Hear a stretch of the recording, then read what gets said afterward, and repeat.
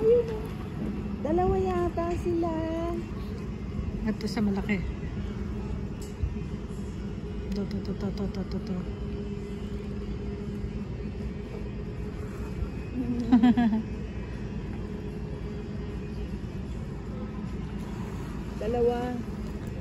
Dalawa sila. Ayun, oo nga, dalawa. Sana sabay. Naipit sila dyan. Ano, may naririnig akong Ayun o, naipit siya doon.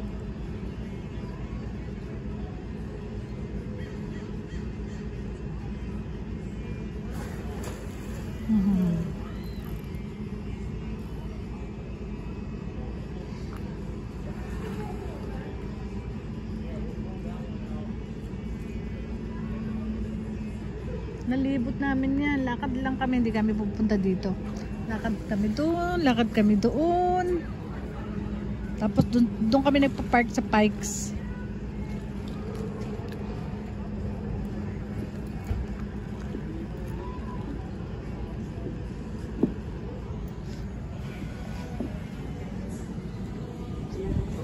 Ano? Ayaw mo naman po kayo.